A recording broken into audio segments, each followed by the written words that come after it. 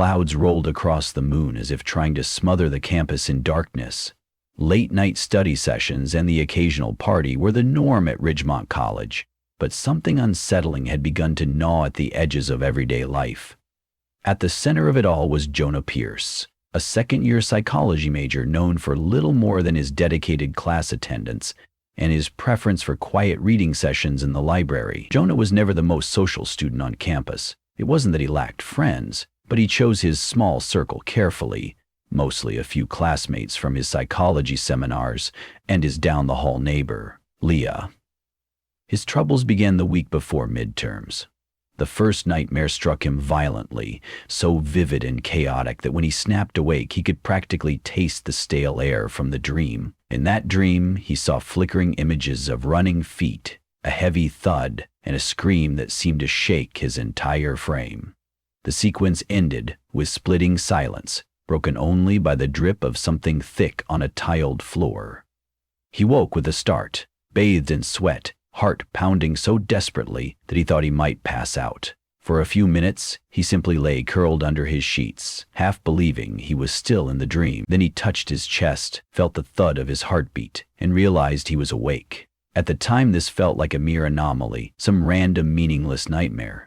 He had no idea it was about to spawn a string of nocturnal visions that would leak into his waking life and unravel everything he knew. Jonah tried to brush it off the following morning. Students bustled in hallways and gathered in the courtyard, cramming for upcoming tests, swapping gossip, and complaining about deadlines. Everything looked perfectly normal, yet Jonah couldn't shake the haunting mental images. During his first class, he fought to stay attentive as his professor droned on about cognitive development.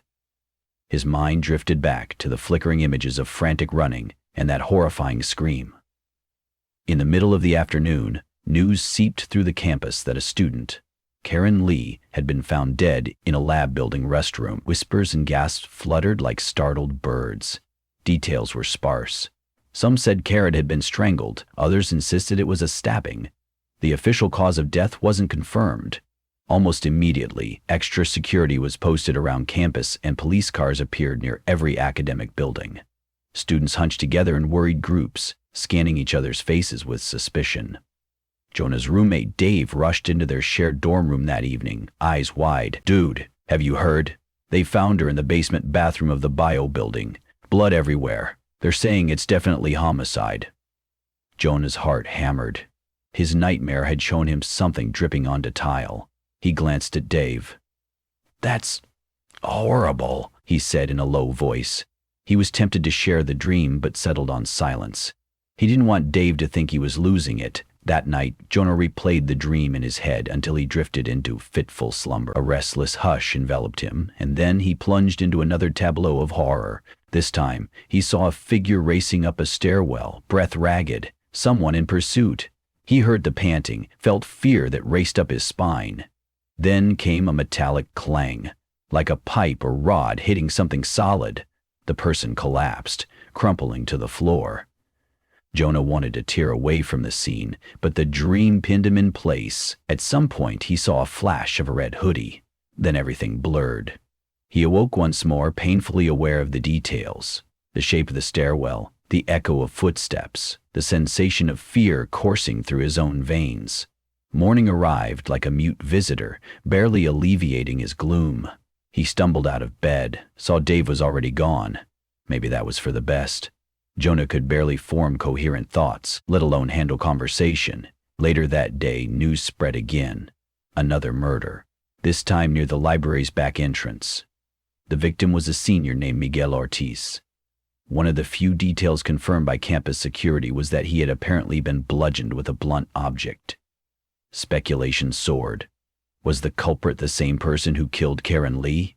Suggestive remarks flew about a possible serial killer. Students traded frightened looks, and the administration scrambled to offer reassurance. Extra patrols, emergency call lines, midday safety advisories. Nothing soothed the undercurrent of terror. Jonah felt a chill run down his spine. The nightmares weren't just random. They were playing out the murders before they happened, or at the very least, offering a grim preview no one else was receiving. He recognized the stairwell from his second dream. It was the old north side stairwell, only a few feet from the back entrance to the library. He remembered that red hoodie. Had he seen someone wearing it around campus? He was too rattled to recall precisely. For 2 days, Jonah tried to ignore the nightmares and keep his head down. He attended classes but lost all focus. His textbooks remained unopened. The pit of his stomach twisted tighter each time he saw the campus police. What a surreal predicament. Was he cursed with some kind of psychic link to the murders? Or was he going insane? He thought about seeing the college counselor, but the notion of explaining that he foresaw murders in his sleep was too overwhelming. He pictured being dismissed or labeled delusional. A week slipped by without new deaths. The tremor of fear on campus settled into cautious tension. Students resumed their usual hustle. But Jonah wasn't fooled. The first dream had come just before Karen Lee's murder, the second one before Miguel's. He feared another nightmare might signal a third tragedy at any moment. He found himself confiding in Leah, his friend from down the hall, after a late-night study session. In the quiet of the dorm lounge, he sat on a threadbare couch while Leah listened, a frown etched on her face. "They're not normal dreams," Jonah said, voice barely above a whisper. "It's like I'm actually there. I can feel every breath, every moment of panic." Leah tapped her fingernails anxiously on the plastic tabletop. "Jonah, are you sure you're not just traumatized by what's happening on campus? Everyone's on edge. It's possible that your nightmares are just your mind's way of processing what's going on." He sighed. "I've considered that. But the details, Leah." Video footage eventually confirmed Karen was killed in the basement bathroom, and that Miguel was attacked on the library's north side entrance. "I saw these locations in my dreams, before it even happened." She paused, her expression shifting from skeptical to uneasy. "Then maybe you need to call the police. Show them you might be able to help. I'm afraid they'll think I'm the killer, or at least some unhinged suspect. I mean, who else would dream about these things?" Leah grabbed his arm gently. "You can't shoulder it alone, Jonah. Anyone with information that might prevent another killing should talk to the authorities." Unconvinced but desperate, he decided to make an anonymous tip. The next day, with shaking hands, he dialed the campus police hotline from a payphone across the street. He kept his voice low, disguising it. He told them to double-check the staircases at night and to keep a watch on the older building's basements. No names, no further information. Then he hung up, heart still hammering. That very night, the nightmares returned with renewed vengeance. This time, Jonah found himself in one of the campus dining halls. He recognized the red and white checkered floors and the flicker of overhead fluorescent lights. In the dream, a young woman with dark curly hair turned around, face etched with terror. She tried to flee between the rows of plastic chairs, but a figure loomed up behind her. Jonah saw a flash of metal like a small knife. The dream shimmered and fractured into shadows. Then the woman's scream bore into his skull before everything went black. When Jonah awoke, his hands were clenched around his bedsheet as if it were a lifeline. He could feel his heart struggling in his chest. A quick glance at the clock showed it was just after 3 in the morning. He tried to calm himself, breathing deliberately, but all he could think about was the dining hall. Who was that woman?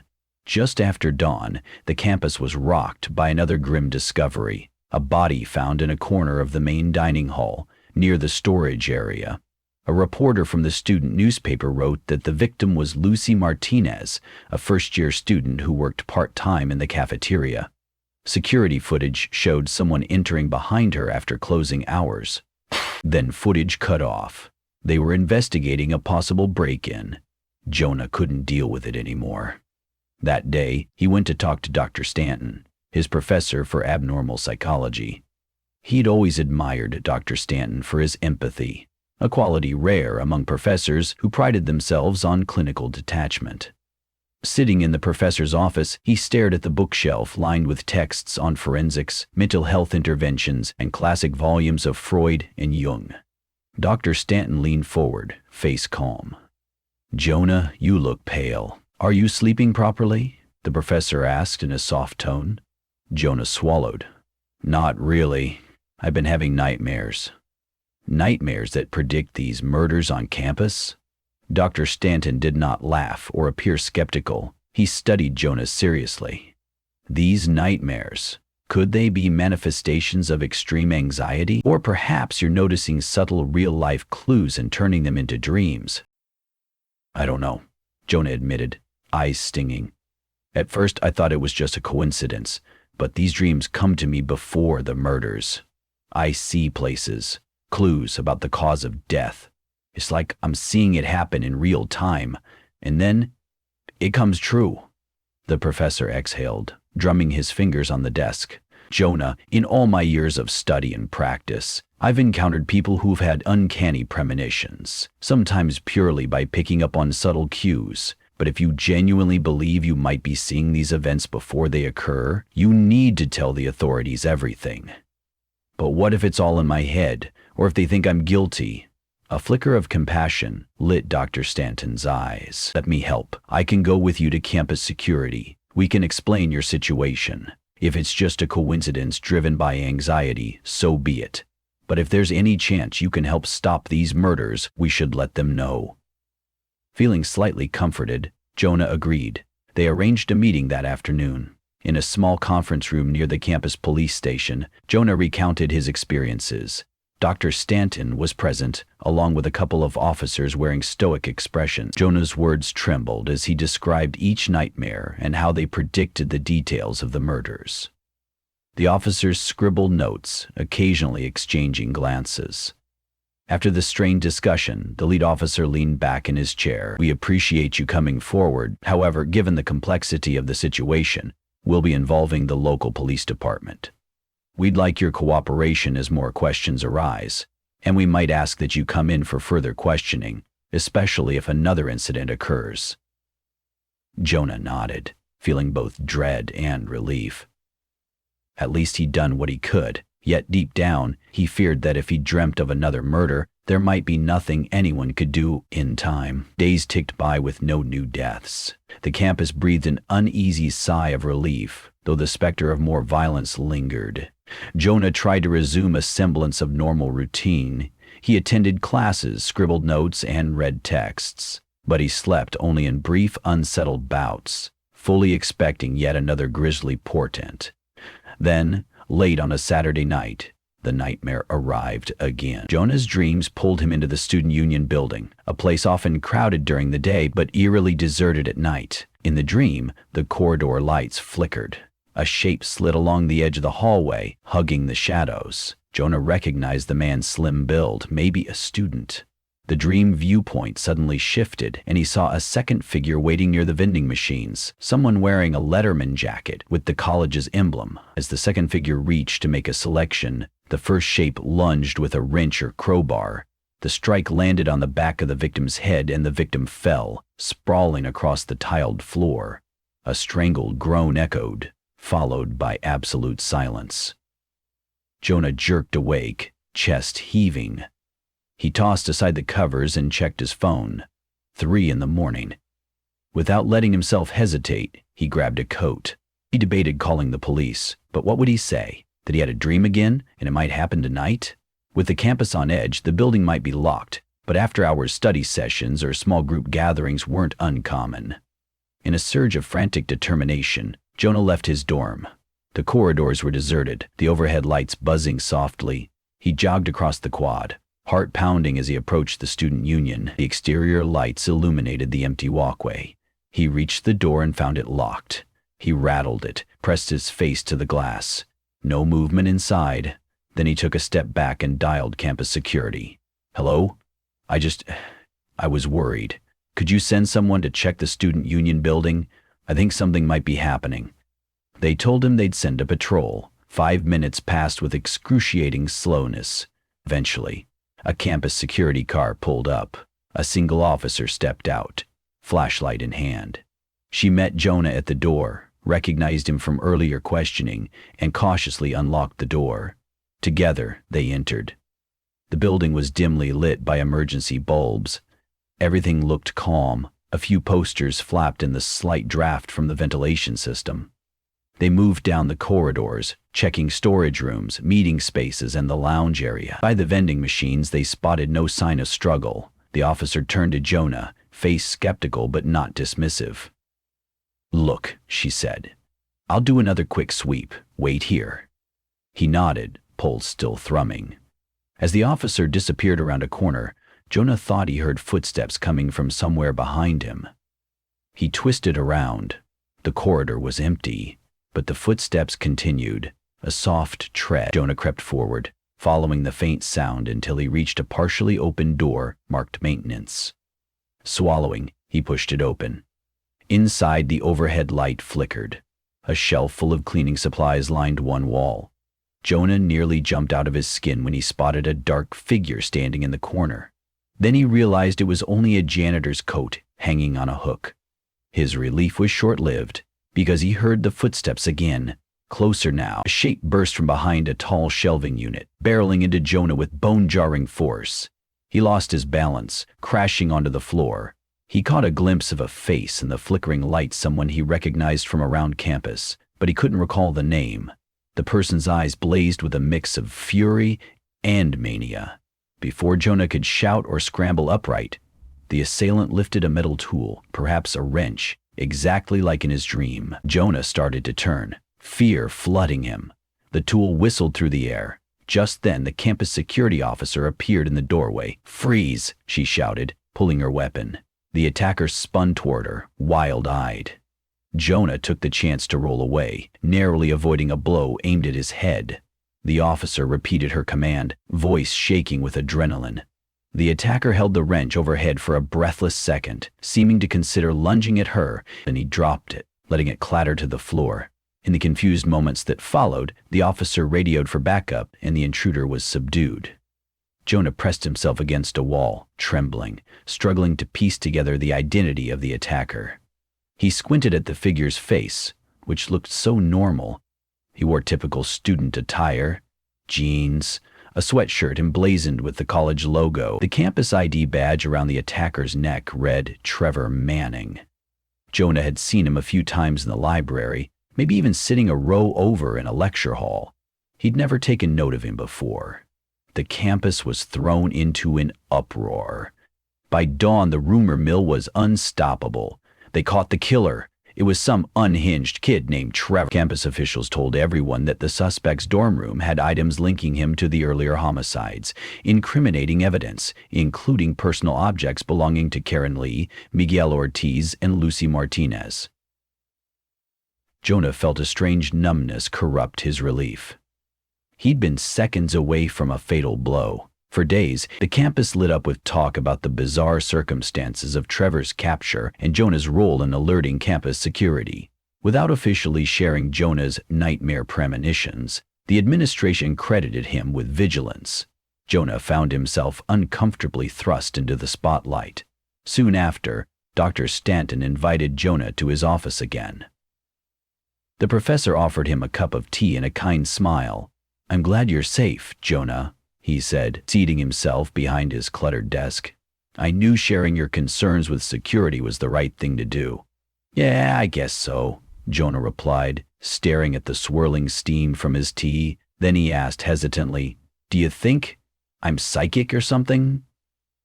Dr. Stanton spread his hands in a tempered gesture. "Psychic phenomena are more common in pop culture than in verified science. It's possible you subconsciously picked up on details. Maybe you saw Trevor lurking near Karen Lee, or overheard something about the library stairs. Your subconscious might have pieced it together, and your dreams then gave it vivid form. People have known to put subtle observations together into so-called premonitions. The unconscious mind is powerful." Jonah nodded, not entirely satisfied. "I suppose that makes sense, but it felt so real, as if I was there." "Trauma can distort how we experience dreams," Dr. Stanton explained. "You recognized Trevor from campus, even if you didn't register it consciously. Your nightmares molded these pieces into scenarios that matched the real events. While extraordinary, it's not impossible." Over time, the police investigation revealed Trevor Manning had a complex history of unaddressed rage and delusional thinking. Several classmates described him as socially awkward, prone to outbursts. His journals contained fragmented rants about stress, betrayal, and twisted ideas of revenge. Some entries detailed how he had chosen specific victims based on perceived slights or random chance. The campus collectively breathed a sigh of relief. The murders had ended. Trevor was in custody, and no further threats emerged. Students started to relax. Midterm and final exams rolled around, shifting the campus focus back to academics and daily life. However, Jonah found that he couldn't simply return to normal. Sometimes when he closed his eyes, he heard the echo of those screams or caught glimpses of imagined bloodstains in the corners of the dorm lounge. His nightmares persisted, but now they revolved around guilt, confusion, and fear, no longer preludes to actual carnage, but echoes of events gone by. Over time, he found some coping through the counseling center. The nightmares wound down from vivid bursts of terror to murky shadows he could process, bit by bit, in therapy sessions. Leah and Dave gradually coaxed him out to social gatherings, introducing him to the warmth and distraction of a casual conversation over pizza. He remained quieter than before, changed by his brush with the inexplicable. Dr. Stannon suggested that perhaps Jonah's experiences could be channeled into a research project on the psychology of dreams and trauma. Jonah, though hesitant, eventually saw the value in dissecting his own ordeal for the sake of understanding. He pored over case studies of people who had eerily predicted tragedies or gleaned them from subconscious observations. Doing so gave his experiences a measure of structure. Those nights of fear found their place within psychological frameworks, even if they resisted neat explanation. In the aftermath, people asked Jonah how it felt to be hailed as a hero for helping stop a serial killer. He always shrugged, face clouded. He never felt like a hero. He'd stumbled into the truth through nightmares he didn't want, and he was almost a victim himself. But with every campus rumor that praised him, he tried to remind himself that Karen, Miguel, and Lucy didn't have the luxury of survival. They were the victims.